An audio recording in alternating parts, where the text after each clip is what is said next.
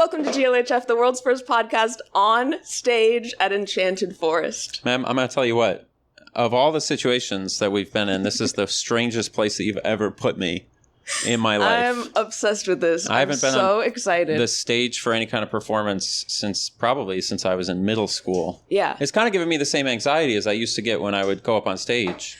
Yeah, So you know, the swing is really performing. helping my anxiety. I wish I had some I think you can probably hear it like clanking around in the audio. Yeah. But, I wish I had some sort of fidget it's device. also our first podcast with an audience. I know. There's 3 people watching us talk right now. Incredible. And shouting. Yay. So I have spoken a lot about Enchanted Forest in passing, I feel, in my videos and on the pod. And I'm not sure if I've ever actually like explained what it is. Can I try to explain what it is? But yeah, this is your first time here, so maybe you can give like a first impression. Yeah. Okay, so broad strokes. Wikipedia definition. Enchanted Forest is like a little Disneyland. But here's my opinion of it. There are things about Enchanted Forest that I think are cooler and better than Disneyland, Disney I would World. agree. Would you agree? You would I would agree strongly, yes. All right, I'm going to go down my list of things. So Okay. the way that Enchanted Forest works is just like any theme park where you go in and you to get a giant spoon and then you sit on a huge chair. You buy a ticket and you walk in and you see things and there's like a little western town and a little a house, a scary house. There's quite a few scary houses, I would say. There's only one that's called a scary house, but yes, I would agree that multiple of the houses... I'm sorry, scary house, haunted house. There's only one haunted house. Officially haunted, yes. But there are multiple... many scary ones. Scary houses. And so you walk around and there's rides and blah, blah, blah, blah, so on and so forth. The thing that I like about Enchanted Forest is that, I'm sure this isn't actually true, obviously for liability reasons, this can't possibly be true. But the vibe of it feels like you're not being watched by anyone. That it almost feels like when you go through that little tunnel, point. that there's no security cameras. You mean like opposed to Disney where you feel like you're being watched all the time? Yeah, it's like you always know, and again, obviously this couldn't possibly be the case, but it feels like when you're at Disneyland or whatever, you can always see like there's the exit sign and there's a secret staff member and it's always, whatever. And here it feels like you're in a place that a person built. And then sometimes, particularly, there's this, I don't know if you guys can hear that. There's people hollering outside. That's the sound of people falling. There's this little tunnel sky that you crawl through at like right by the entrance. And it's just Alice in Wonderland tunnel. It's like this big that you have to go through. Yes. Pitch black. Memories of birth. It did feel like getting birthed. And through the whole Pitch thing, black. there's no lights. There's no carpet. There's no there's nothing. It's just a stone tunnel that you crawl through that feels like you're actually spelunking. The vibes of Enchanted Forest there are many dark tunnels. And I love that there's so many things about this place, I think, that are a little bit accidental just by way of how homemade and home crafted it is. Yeah. Like when you think about, okay, I want to sculpt a tunnel for kids to crawl through to get to Wonderland. Maybe you just don't think of having lights or skylights or whatever. You just make a tunnel. And then it's like a byproduct of the fact that you made the tunnel and it gets pitch black in the middle because there's a little curve around the corner. And then they just leave it like that. I do think probably in terms of being like a Alice in Wonderland related moment, it probably actually was scarier than what she went through in the movie. Yeah. Relative, like by comparison, because she seemed really relaxed that whole film. And I was getting slightly anxious going through the tunnel. And part of that is it's built for probably someone smaller than me. The tunnel goes on a little bit longer than you think it's going to. Well, you can't even perceive how long it is going to go on. Right. But it feels like in any other place they would have made it shorter and less frightening. Yeah. I'm talking about the tunnel mostly because that was like the first moment that I had that transcended like what I thought this place was going to be like. Yeah, because that's the first moment where you have to buy in. You walk in the park and you see a lot of these little dioramas of fairy tale situations, classic fairy tales. And then the tunnel is the first like interactive piece where you're like, oh, okay, I'm starting to see what this place is. We're going to be crawling into a lot of holes. You do crawl into so many holes. But yeah, so like for a little bit of backstory though, this place was basically like built by one guy. It was like one guy's dream. We were just in there in the gift shop watching the documentary, and he said he was looking for a plot of land for a theme park, and he looked across the highway and he sees this plot of land, which is a steep hill covered in thick trees. Yeah. And he said, I want that one. Not the type of place you would think, like not a big piece of farmland that you would put an amusement park in. But this was in like the 60s. It said he bought it for like $16 or something like that. I'm sure it was. Or whatever it was. I'm sure it was 3 magic beans. It was 3 magic beans, and he got the thing, and the beanstalk, this was the beanstalk that was there when he first bought it. But so he's done like all of the sculptures, everything's like sculpted out of concrete. And another, I think, like side effect of the process that I like is that everything is very like just kind of a random art project that you throw together where it's not necessarily measured very well. All of the houses are a little bit too small. But it's because it feels like it was made by a person. Wait, when was Disney invented? The land? When was it? Disneyland? That was because they build this in like, what did it say, 1960, 70, 71, something? Wasn't Disneyland like less than 10 years before that? I don't know. Because that's crazy. Because I feel like there's some nodding happening over there. Yeah. So think about that, right? Because the art of and I obviously think about this all the time because it is like building a video game, only way, way, way, way harder because it's a big physical space. Yeah. But I feel like the art of space design is something that nobody even thought about and nobody really appreciated until like the last 15 years when we got YouTube videos about like the Imagineers at Disney. You know what I mean? Mm-hmm. And you've got this guy out here in Oregon who's just putting a bunch of rocks together. He's making it up. And he's making it up, but doing a pretty good job of it. Yeah. Like if you think of it in terms of the way that we read a little plaque and it was like the guy who made it, I can't remember his name, but shout out. Roger. It was like, Roger we didn't want to do we wanted just like few straight lines as we could get. And so he was thinking about a lot of stuff that I feel like, man, I didn't really connect those dots. Yeah. That this was basically around the time that Disney happened. And I don't think maybe for other reasons, but they didn't really mention. It wasn't like in the documentary he was like, I went to Disneyland and I just thought it was the bee's knees and I decided to make my own. It was like it's very unique, yeah. It was very art-driven kind of thing. So I kind of want to make a theme park now. I don't know how much it costs. It's inspiring to me because when you read the story, there's like many points where lots of people were telling him he was crazy, right? Because it's a crazy idea. And then it just reminds me that when people tell me I'm crazy for my ideas, that sometimes you just got to do it anyway. Do you think that he lost any friends from, I probably shouldn't say that. We're not going to go down that road. I just think it'd be a really stressful thing because if you're doing something that a lot of people think is really crazy, like it said on one of the plaques, it was like his wife was like, "You can't quit your job. If you want to do this, that's fine." Yeah, I certainly can't imagine the sheer hours put into the concrete sculpting. There's pictures of this guy concrete sculpting every single thing in this park, and how fun it would be to be as kids at you assume, you hope, I guess, because a lot of them still like work here or whatever. It's like what a magical thing. Yeah. I don't know. I'm kind of in awe of it to a certain extent. Yeah. I feel like in some sense I was coming in here with the idea that it was like dumpy and like badly, like just kind of old and almost like an abandoned theme park vibe. But it's like a real place. No, it's very like alive. Put together. Yeah, it's like a whole thing. Arguably more alive. There's lines going down Disney. the thing. So. Not that we're here to slander Disney, but maybe we are. I like Disneyland. I have no ties. I like them both. Do you have any sponsorships related to Disney? Not yet. Okay. Soon. Next year. We'll see. Then we don't care. Hey, can I talk about volcanoes? Sure. Or should we talk more about Enchanted Forest? We can talk about volcanoes. I think this place is really cool.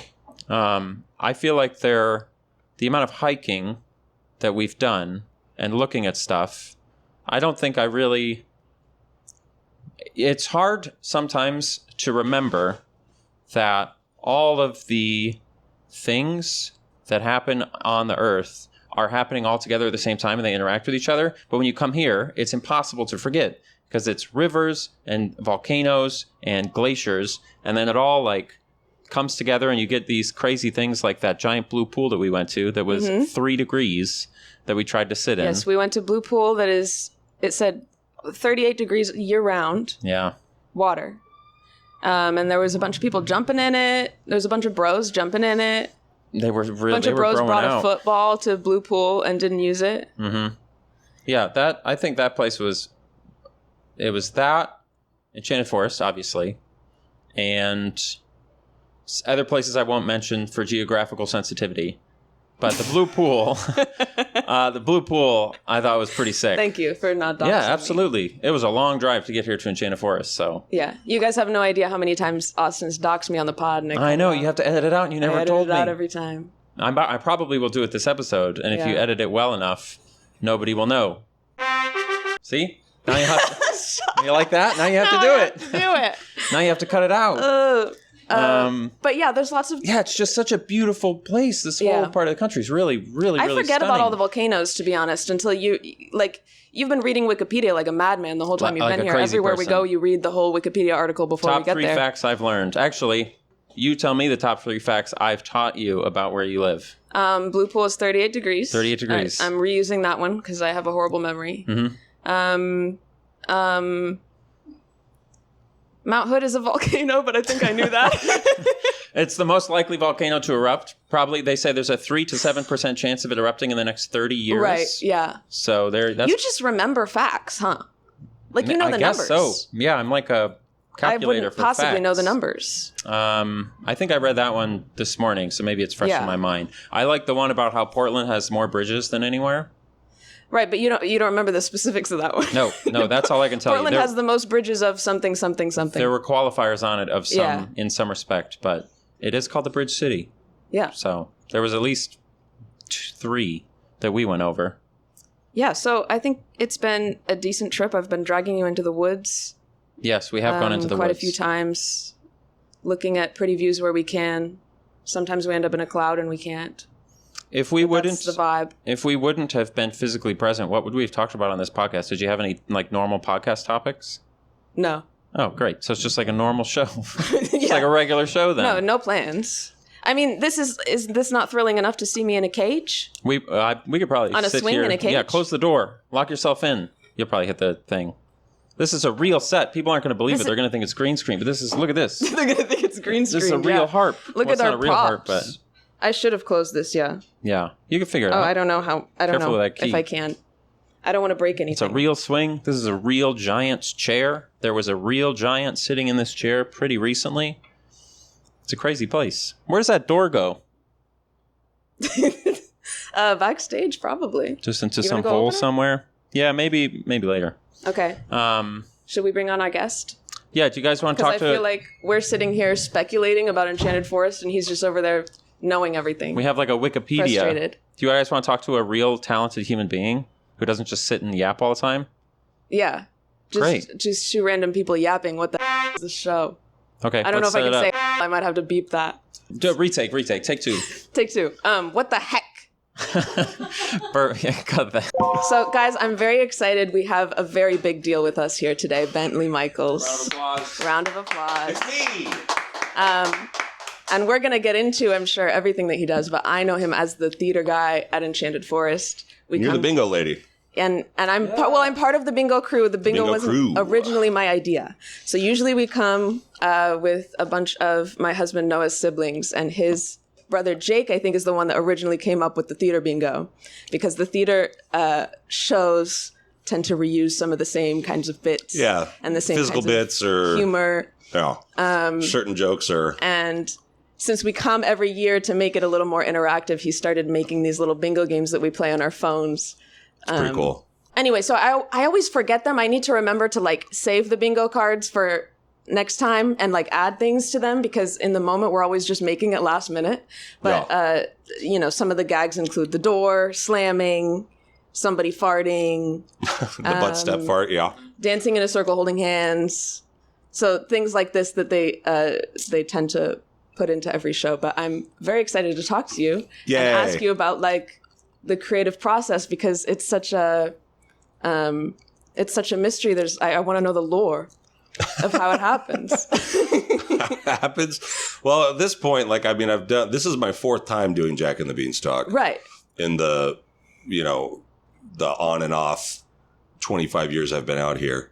It was my very first show. It was the first show. I was seeing that you've done like over 3,000 shows at this point. Yeah, I think I'm at like 3,050 something or 3,060 something. Yeah. But yeah, when I was 18 years old, I graduated high school in 2000, and this was my first, my first like out of school job. And my friend who worked out here had worked out here the year before, and she was like, "Oh, you'll love this. It's vaudeville and like a Looney Tune, and like you're basically those things anyway. So come out here and do it." So yeah, I auditioned, and it was really fun. And it took a year off, and then did 2 years in a row. Then took a couple years off because I was like touring with bands and playing drums and all that kind of stuff. And then would come back in like 2005, and then I moved to Los Angeles. I was down there for like 3 years playing drums, going to music school, and then I had a run from like 2010 to 2017. Took some time off and came back in 22. Mm-hmm.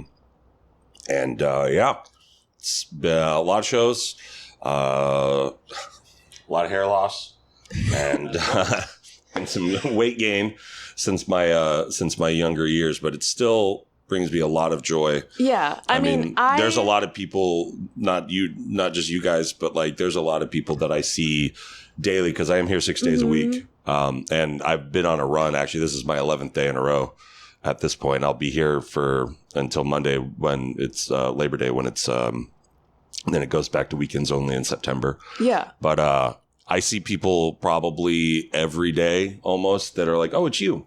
Yeah. We were hoping you'd be here." Mm-hmm. Or like some kids, like there was a little girl at the second show. She's like, "Do you remember me from last year?" I go, "I don't know. How would I remember you?" And she goes, "You pulled me up, and then my clothes looked better than you," because it was Emperor's New Clothes. My clothes, and you called me, and she's like, and you called me, and I was like, "My nemesis?" And she goes, "Yes." She goes, "You do remember me?" And had like that little girl walked up to me anywhere else and been like, "Do you remember me?" I'd be like, "Where are your parents?" But also like, I don't have that like thing. But the second I start to like see them or hear them or whatever, I go like, "Oh, I totally remember." Or like during the winter, I was working at this cafe, to keep my steps up. And like this family of mom, dad, and these two little kids, they would like kind of kept looking at me, and they're like, "Are you?" And they just are like, "Are you?" And I go, "The Enchanted Forest guy?" And they're like, "Yes." I go, "Yep, that's me." And they're like, and I go, "You guys came at the end of July, and we took pictures over by the in the stroller parking area." And they're like, and she like held her phone up. She goes, "Yes. How did you remember that?" I go, "I don't know. You could have walked by me like, you walked by me on the street. I wouldn't have known." But the second that like I saw it and just like Matrix upload, I was like, "Oh yeah, that." I was super impressed that like you guys started recognizing us like only the second or third time we did the bingo thing. Yeah, that's why I want to. How long have you two known each other? Well, known each other. You, I guess. I mean, we don't. It was a one-way relationship. I'm in the audience. This is parasocial. Come to life. She slid in my DMs like 2 days ago. Yeah, literally 2 days ago. And so thank you for doing this. Yeah, it was like this. Like, no one ever messages me. So like, unless it's like people here, we send each other stupid memes or whatever. Yeah. And also like I did Matilda a couple years ago at the Majestic Theater in Corvallis. And I was just I just sat away because there's like 40 kids or whatever. And they're like 12 or whatever. And it's like, who wants to deal with them when I'm not getting paid? And like out here is different. But like, I was just kind of sitting in the back, working on my laptop. And this one little girl came up to me and she goes, "Is this us?" And like, she showed me her phone. I go, "Yeah, that's 2013. That's Pinocchio." And she goes, "Oh, wow." And she walks back and I hear her go, "It's him." And like 4 little girls came. I mean, they're not little, they're like 12, 13, but 4 girls came up to me and they're like, "Look, me too, me too." And I'm like, "Okay, yeah, that's this play. That's this show. That's this show, whatever." It's neat. It's so fun. I mean, you like see families grow up, I'm sure, because the beginning of the year come here every year like us. The beginning of the year, the strapping young lad came up to me and he was like, "Can we recreate a photo of you and me?" And I go, "Depends." Like, and he showed me this. He showed me this photo, and he's like this little kid, and I was like holding him. He's probably like 3 or 4. I'm going like that and like making a silly face. He's like, "Ah." He wants you to pick him up again. And he goes, "I want to recreate this photo. I'm going to put them side by side, and it's going to be my evite to my like graduation party." I was like, Oh, that's so cute. I was like, all right. I was like, you're gonna have to help me though. You got some muscles on you now. My favorite is like because I wear the Enchanted Forest hoodie around, and same. I also have one. I wear it all the time. my favorite thing to do. I just did it last night. Like especially when it was like in the 90s. I go to a bar, like a dive bar that's got great AC, and I'll just sit there and like watch shows on my phone and like just drink waters and like rehydrate until like my body temperature drops and it gets cool outside, like when it was like 90 and 100 degrees last week or whatever. Yeah, it's been hot. And I would just be sitting there, and then it's like after a certain point I get cold in there because the AC is rad in there. And I was like, oh, I get cold. I put on my Enchanted Forest my sweatshirt, and this lady, like older lady, had a couple pops in her, and she was like, do you work out there? I go, no. I was like, honestly, I've never been. I was like, I just like the logo, and I know it's like a local spot, just like right. And they're like, yeah. And this is my favorite part. She goes, yeah. So Robert Tafty, he created the place in 1980. Gosh, what was it? It was like 82, I think. I go, really? It's that old? 1971. Yeah. 1973, the theater was built. And I was like, really? She goes, yeah, Robert. And I think his son, who unfortunately is no longer with us, he was head of maintenance. And Susan, the lady you were emailing, if you saw her around on the cart, that's who you were emailing. And then his other daughter, Mary, works in the office. Yeah, she does all the scheduling and paperwork and like all that sort of stuff. But he's like, and you know how it happened? I go, no, how did it happen? And he goes, so he through the forest, he saw like this old house, which is the haunted house. I go, get out of town, really? I was like, didn't they do like a ghost hunt? They're like, yeah, the place is totally haunted. I'm like, no way. I'm like, that's just a real haunted house. They like turned into an amusement thing. They're like, yeah, they took it apart and they did all this stuff. Just like letting her tell me all these incorrect facts about Enchanted Forest. And the bartender's like, I'm like talking to her, and she's like over the person's shoulder. And I catch her eye and I look over, and she's just like shaking her head. And then that lady, she's like, well, anyway, you should check it out sometime. It's a pretty cool place. I was like, I will definitely do that. I didn't know there was like fake lore floating around about Enchanted Well, you know, Forest. get a couple sody pops in you, and you start thinking real fun stuff. But she like went to the bathroom, and my bartender like handed me a beer. She goes, why do you do that? And I was like, because it's fun. I want to see what they'll say. No, yeah. And then I come out here and I tell my bosses, they're like, how did they even like get these things? Yeah, where does like, that how come did they from? even think of these things? Because it's like, there's a whole in documentary you can Disneyland, watch with the real facts. July 17th, 1955 is when it opened. What? Oh, jeez. Is when what? July 17th, 1955, Disneyland opened. Okay. It's their 70th birthday. Yay! Okay. Yes. Don't go there. Come here. Wait. And then Do you hate Disneyland? Disneyland can suck it. No. whoa. Hey, I got a question. Sure. How come you play the drums? How did that happen? How come? Yeah, how? Or How? not Who? how. Sorry, Who? excuse Where? me. Why? What were the circumstances that put you in that position? My uncle's a drummer. My dad's brother, who is not in the military. He blonde hair, long hair, mustache, cool guy, Corvette, motorcycle. Always wanted to play the drums. And when I was 12, in 5th grade, I started with the school band. And then What was the name of the band teacher? Mr. Jones. Mr. Jones, shout out. Shout out to all our band teachers. That's actually the guy you saw today. He's studying to become a music instructor. Really? And the other guy that was sitting up there, Cadence, who's the one who I told him, he's usually on when you guys, the bingo crew comes. I texted him last night. I go, bingo crew's coming tomorrow. He's like, what? No way, dude. Like, he goes, on the day that I'm only in the Irish band, he was kind of mad. I was like, ha, sucker. You got to start a bingo crew for the Irish band. Yeah. Oh yeah. It'll be real I'm easy. not as familiar with the Irish show, unfortunately. That visually looks hilarious. This fork? No, when you is normal. Here, eat. This is how we normally do our mics, I think. What's up? But I started playing, and then like when I was 12, I wanted to get like a real kit. And my dad was like, I did that once before with your uncle. I'll never again. So I started playing guitar because it had headphones. Sure. And then bass when I was 16. And then my parents got a divorce when I was 18. I was like, you know what? My dad's too sad to like care right now.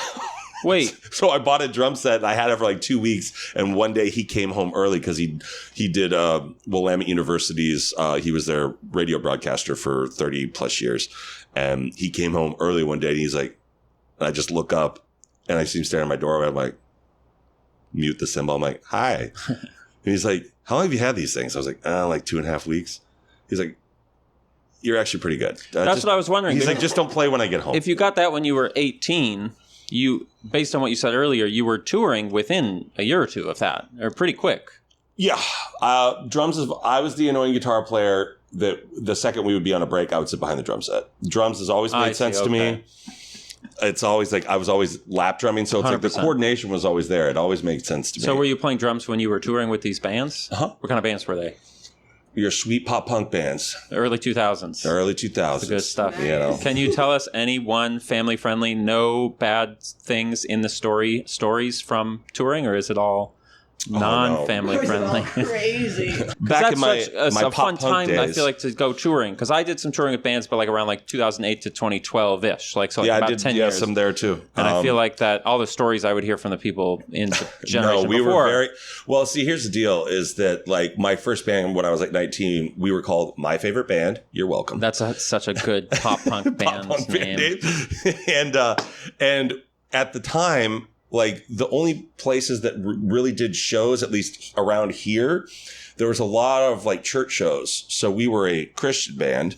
So many of them were. So many of them back then were. We have just talked on the pod recently about how a lot of like I guess Paramore maybe started as a Christian band, like supposedly. Yeah, but I think their values and beliefs are still in that arena. They were earnestly like semi-Christian. I feel like, and like non-denominational. But I think. But there's several of these bands that I didn't know were actually supposed to be Christian groups. Yeah, like the big record label Tooth and Nail, MXPX was my jam. Still is my jam. I'm gonna go over to Bend, I think, and see them at the amphitheater over there, and at the end of September. But yeah, a lot of those Tooth and Nail bands, like Slick Shoes, was another one that I really loved. But they were never like really hit you over the head about it. But then like. I just call them the Warped Tour bands. Like then it's because like you'd see somebody wearing like a shirt. So like in the first MXPX cassette when I got it, which is how long ago it was, they were wearing like a NoFX and a Rancid shirt. So I was like, classic. Then I got in a band with these two brothers. That band kicked me out. My favorite band. We'd become. Do you want to tell that story or no? It's been a long time. It was just like because we had to kick someone out of a band once. It's always fun. It was just like the movie Rockstar. Like I came to like. We lost our drummer, whose name was Andrew, or our guitar player. So we became Losing Andrew. It was a 3-piece. We wrote a whole bunch of new songs. And then he came back, but he wanted to play drums instead. So that's how I actually got started, is like these two, Adam and Andrew, they were in a different band. And then my buddy Cody and we were in a band. And they were like, I was like, oh, guitar? They're like, he's going to play guitar. And I was like, but he plays drums. And he's like, yeah. So I'm like, so what do you need? Like, I was like, singer, bass? I'm like, no, singer, bass. I was like, so you need a drummer? They're like, yeah. I was like, Andrew, let me borrow your drums. So I borrowed his drums, and that was on a Friday, and I came back on a Monday. And I was like, okay, when do you want to play? And we start practicing 2 days later. And then I still have our first 4-song. We recorded it 6 months into me being a drummer. And I got to say, for being a quote-unquote drummer for 6 months, holds up, in my opinion. Would you like to say the name of that song so we can... The song is called Schifferobe. Okay. Why is that making you laugh so much? Just because it's a stupid okay. Song. It's like, this is an innuendo I'm not understanding. I don't even, but it had like a very kind of like Slick Shoesy, like opening guitar riff to it. Like from the Burnout record. And so it's like, it does that all the time. We were trying to figure out if there was rhyme or reason. Maybe it's the ghosts. Who knows? Right. Probably. Yeah, from the Hunt. But, yeah, I forgot what I was saying, and we're good. That's fine. Can I ask about the theater show a little bit? Because I'm so curious. Anything you want. So obviously, it sounds like everybody kind of has other things that they do at other parts of the year because it's a seasonal job, right? Most of them they're all students. Is open from what months is it open? We're open from spring break and then we do like 9 days, a week and a half or something for spring break, and then it's weekends only until whatever the weekend in June is where the kids get let out of school, and then it's 7 days a week until Labor Day, and then it's weekends only in September. So it's really only summer break that it's like open 2.5 months, every day. Yeah. So how soon do you start like writing the shows? How does that work? The shows are all written. They're all written by Sue. All the music that you hear in those shows. I was curious about the music. Yeah. Shows in the park and in the shows are all written and composed and performed by her. So every piece of music you hear in the park is hers. So And are there? So how many shows are there? I forget exactly how she says it, but we're the only theme park or whatever that does not have to pay any sort of royalties to ASCAP and BMI or something like that. Right, because everything's made in-house. Everything's ours. And I remember she told me the story once, and I'm not going to get it fully right, but it was basically the ASCAP people or whatever did not believe her. That they're well, you got to have no, everything is. And so they would come out here and they would they would come out here and it's people on the log ride. Yeah, people on the log ride. Well, what's funny sometimes I get it, and I was really bummed out it didn't work for your show because log ride went down for a half hour or something. Oh. But sometimes I can hear when it does. You've been on log ride, right? Once. So there's that first sort of dip where like roller coasters before you go around the corner to do the big drop. I think, yeah. So but when it goes up, you can hear the click, click, click of the roller coaster thing. So that section of the show where I'm going there goes our yearly trip to the Enchanted Forest. And if I'm starting that stuff and I can hear click, click, click. Yeah. I will sometimes say the Mondor thing first. Or sometimes it'll happen and I'll speed up my lines. So because I know from the click, click, click, it's 7.5 seconds to drop. And then about 1.5 seconds before you hear the sort of sound and people start screaming. Mm-hmm. So I just sort of I just kind of know it. And then I'll be no splashdown on the log ride. And I point over and you just hear, ah! And then I do that and it goes, epic. Goosh. That's epic. And the audience, dude, when that happens, it's, you think I would have invented the world amazing. Or something. Yeah. The audience what's he? There was another time, it was 2 years ago during Snow White. There's park cats, I guess, and one of them was taking a nap. Really? I've never seen a cat. Well, they hide during the day. It was taking a nap or whatever, over on the side of our stage, and we go over there to do it's draw the curtains and he was to have the notebook or whatever. And he opened that and that thing zipped out underneath his legs and scared me and took off just running. And we looked at each other and then afterwards this bozo came up to me and he's like, oh, man, that cat thing is crazy. How'd you train it to do that? And I go, we didn't. It was an accident. I didn't even know a cat was there.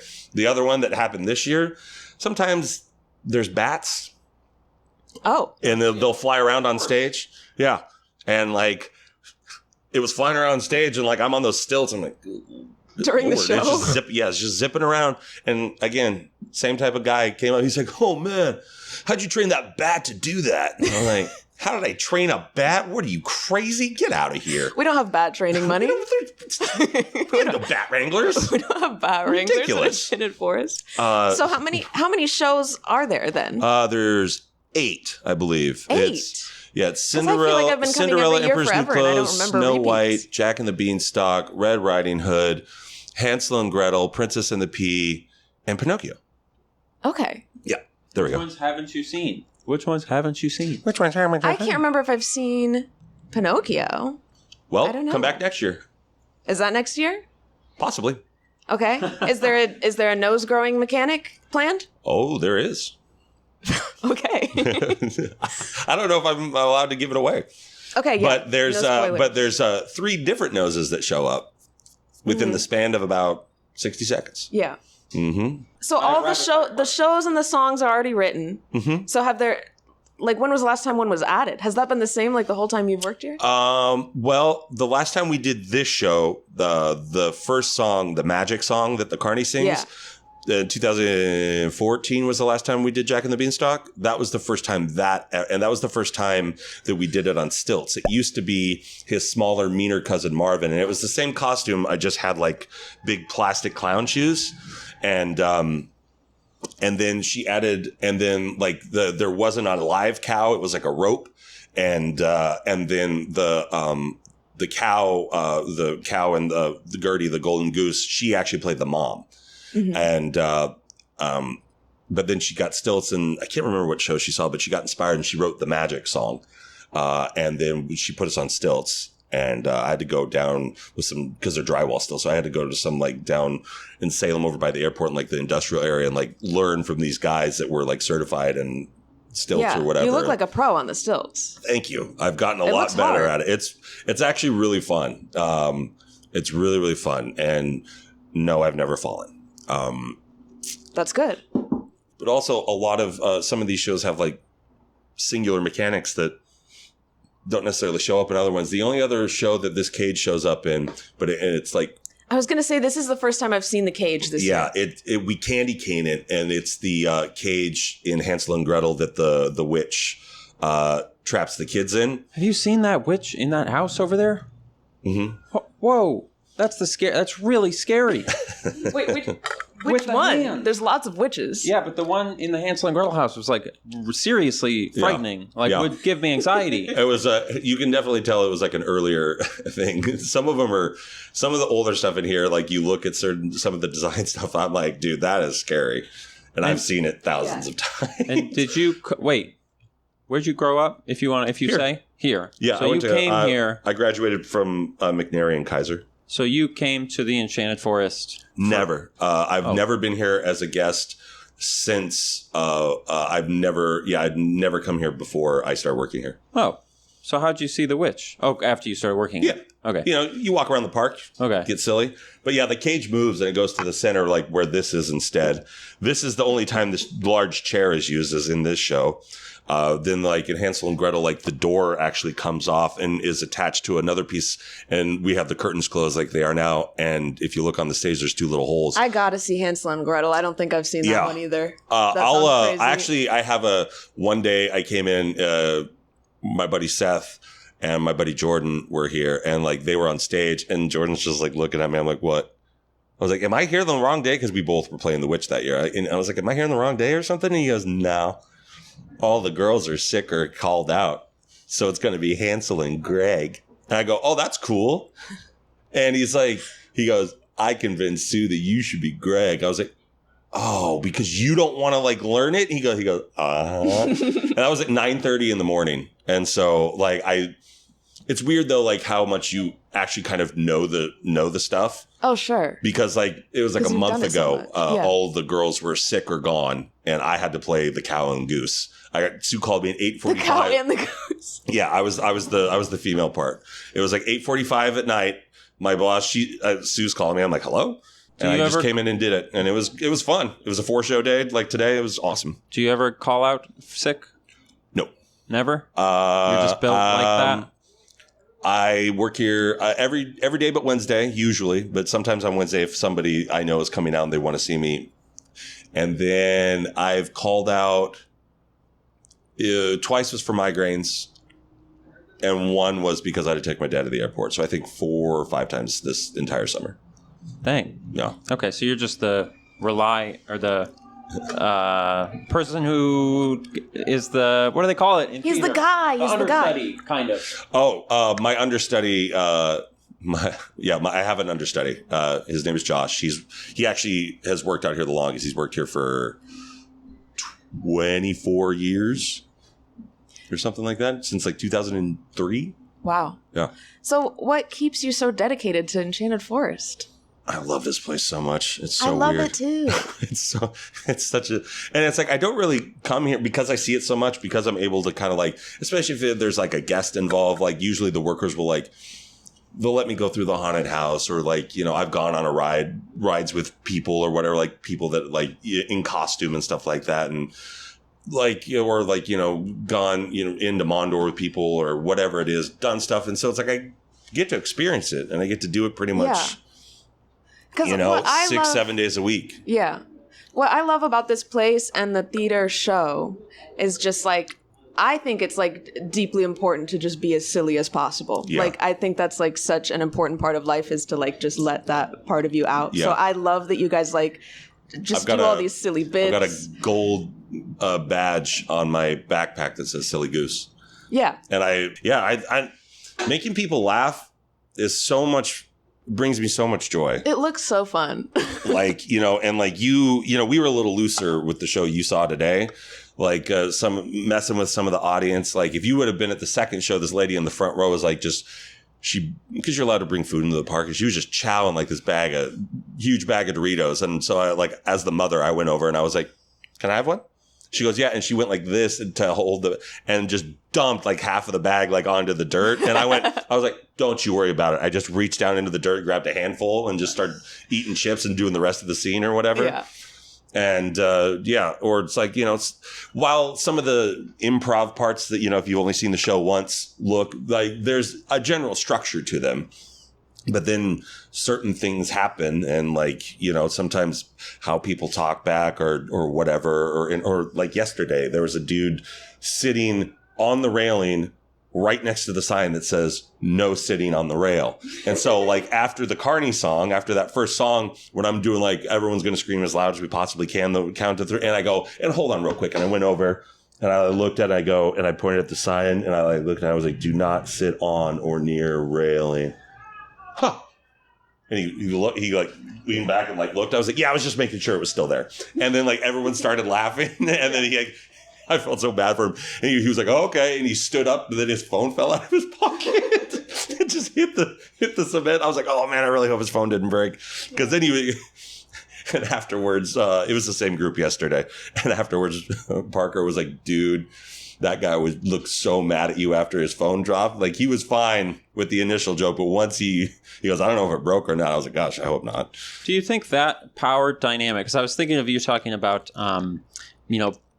punk music, pop punk music, early 2000s, playing in bands versus what you're doing here. Does that power dynamic between you and the audience, where you have that kind of like, you can basically improvise within certain boundaries and you have like total control, does it, like, what's the Venn diagram overlap between playing drums in a pop punk band in the early 2000s versus what you do now? What is there like a thread there? Because to me, when you say that, it kind of reminds me of like that front man dynamic with an audience sort of a thing, and that's true of all performance. Yeah, I was definitely the most front man drummer there was. Right, exactly. Well, that's, as soon as I remember drummer, I was like, well, that's not going to be the thing. It was just like, do you see any threads? This is where we got sidetracked earlier. How they kicked me out.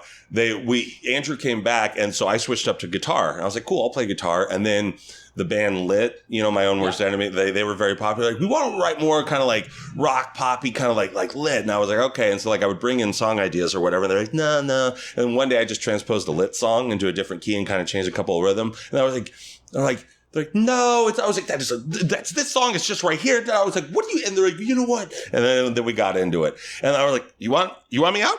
Sounds good. I was like, and I had the van, and I was like, that's fine. Let me just grab my stuff, and I'll get out of your hair so you guys can practice.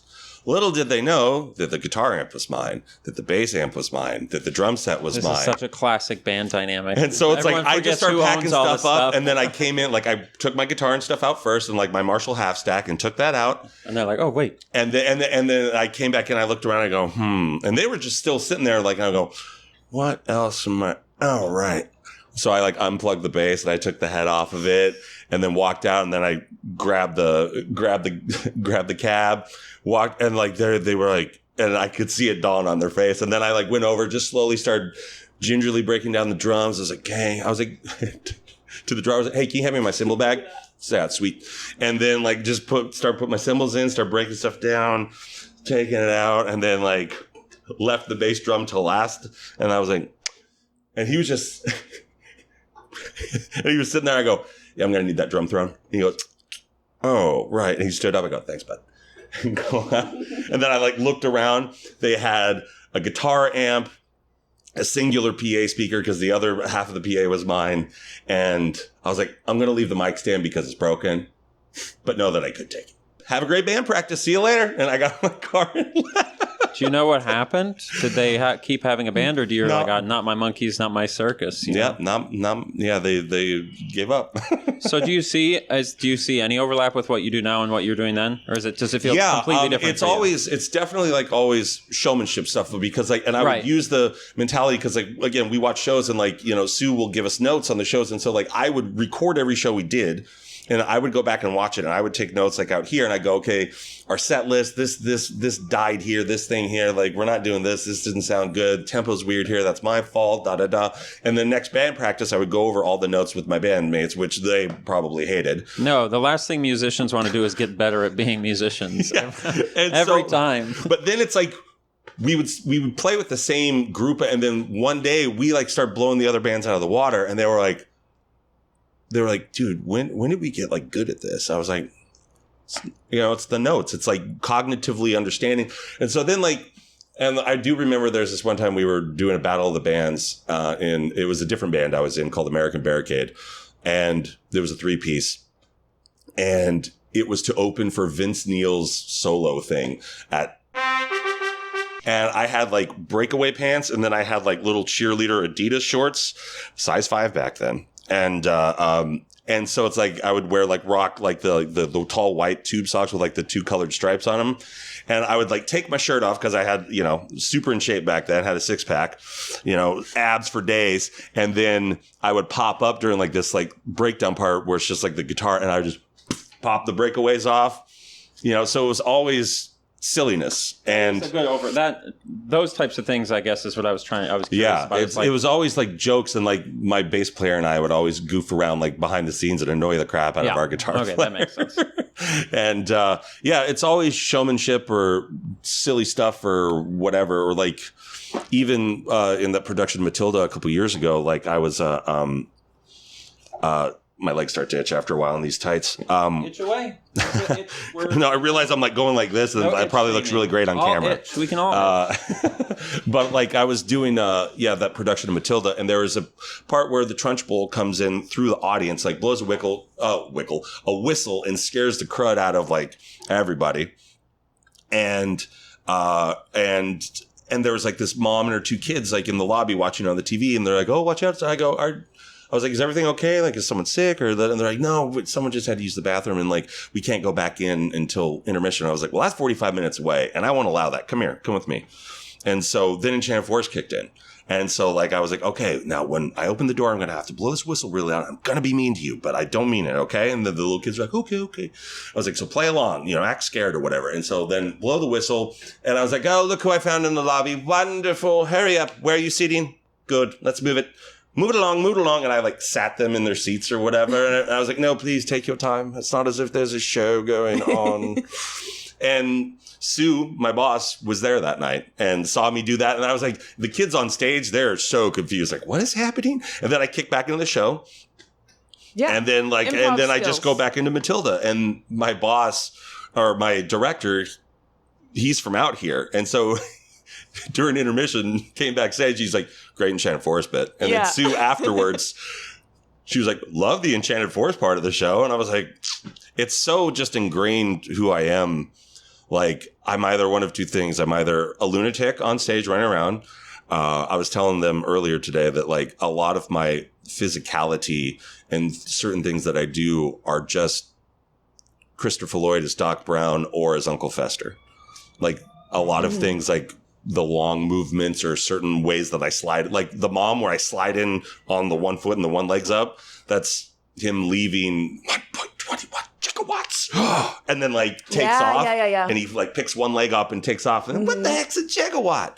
And there's certain things that I just do. And then also like being a tap dancer and that sort of stuff. There's certain dance moves and stuff that I've picked up from guys along the way that, I love. There's a step that, like in the solo dances, like there's always like, we always like have a bar. Yeah. Like when I'm not in stilts, I would do this Gene Kelly step. That's like this kind of crossover kick up, like air hitch kick thing that he does in Singing in the Rain and that sort of stuff. There's always little things I throw in, especially also like if I know that there's like a dancer or like for you guys, like I don't normally do a Donald Trump, and that's not normally the line. He's like, "You're 24 karat gold egg," but I was like, "Let's do that, see if we can make her laugh." and then I was like, I hear there's a lot of gold out here in the forest. It's a wonderful gold, everybody. And because she laughs every time I do that, I saw her shoulders start to like, I could see her like shaking a little bit, And I was like, got her, good. Yeah, you just start to screw around, especially with only a couple days left in the season or whatever. Yeah. You just start getting goofy. You did not just do that. Did you catch it? Uh-huh. Is that true?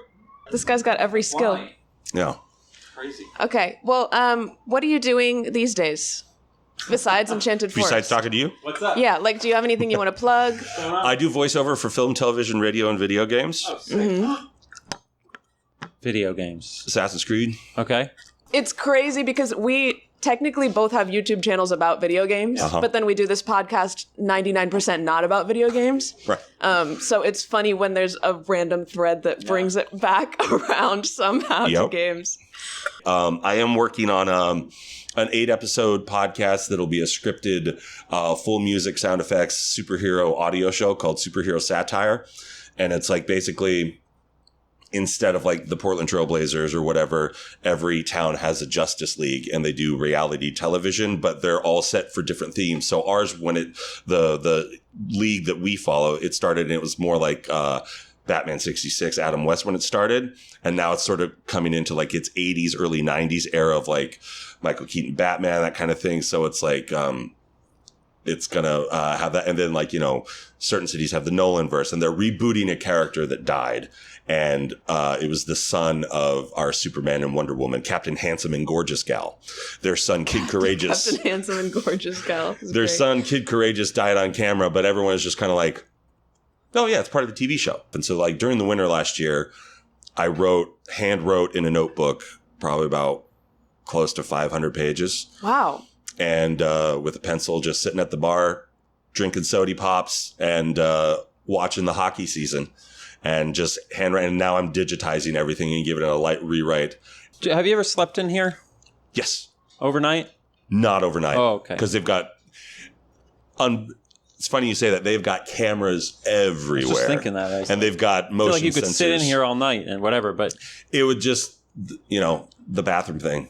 I probably could as long as I didn't have to potty. Yeah. But, you could, technically. It's just I would get bored. There's no Wi-Fi, I got to watch my programs. Got to have your sody pops and watch hockey games. Guys' grocery games, Guy Fieri. that Guy Fieri. What a silly You said Billy. there's motion sensors all over the place? Mm-hmm. Do they have to follow? We can be done. I'm sorry, but I could talk about this all day. Do they have to follow all the same rules that Disneyland has to follow, probably? There's got to be some kind of... Not that you need to know this. They must, right? Disney is a very special thing. Here's something that sort of... They send their maintenance people to a special, like a training for like... roller coasters and certified so they can work on them, repair them. Do you know who's number one roller coaster people in the world? Mm-hmm. Germans. Do you know that? Yes. Germans. They build all the rides. So it's like Six Flags, Mall of America, Dollywood, us, ours. They all go there to this thing in Texas. The only people that don't show up is Disney. They've got their own private train. So I don't know what the rules are. They have their. But years ago when Mondor was first happening. A bunch of their Imagineers came up because it's a trackless. It's basically scans barcodes on the floor and tells the car where to go. I was wondering how it was doing that. Yeah. Because it was like the new one in Disney that it doesn't like have a track. Exactly. Like it can turn So and they stuff. came up here, I think it was like 15, 16 years ago, something like that. They come up here and looked at that, see how it works. Huh. And then you start seeing more Disney rides. I'm not saying that we, invented it for them because it's this company, I think, in the Netherlands that made cars and stuff in Mondor. I'm sure that's offensive to the Netherlanders, but... The Netherlanders. All right, can I rapid fire a few questions at you? Yeah, absolutely. Hit me. Favorite tropical nation? None. Don't like the sun. Okay, base. Favorite airplane? I'm going to have to go with B-52 bomber because my grandfather built them in World War II. Whoa, shout out. Favorite ride at the Enchanted Forest? Log ride. Least favorite ride at the Enchanted Forest? The Witch's Slide. Favorite co-star in... No, we're not going to do that. That's true. Here, and if you have any rapid... The two you saw today. There you go. That's a good answer. I do think we're over time, but I have one final question, which is maybe advice for the audience / also advice for me. It sounds like you have done like every type of performing for your whole life, basically. Pretty much. And you do a lot of improv, which is something that I'm a little bit terrified of because I get a little bit of stage fright. So I guess my question is like any advice you have on how to be comfortable in front of an audience. You just have to do it. That's all it is. You just got to get up there and do it, man. Because, You get nervous? No. I said that loud because I know I'm far from the mic. Out here, no. Yeah. Not even when it's like, I don't know if I know the can't imagine part. you would after doing so many shows. It's more, I get excited nervous. Wait, other than that. What's the least number of people that is ever in the audience for these shows?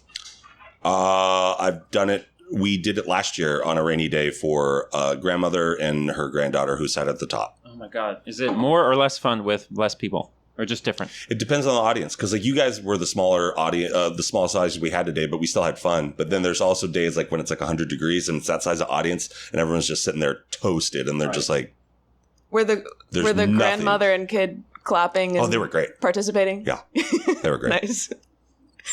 Okay, well, I think that's probably the end of the pod. Yay! Wait, say a fact that comes into your mind right now.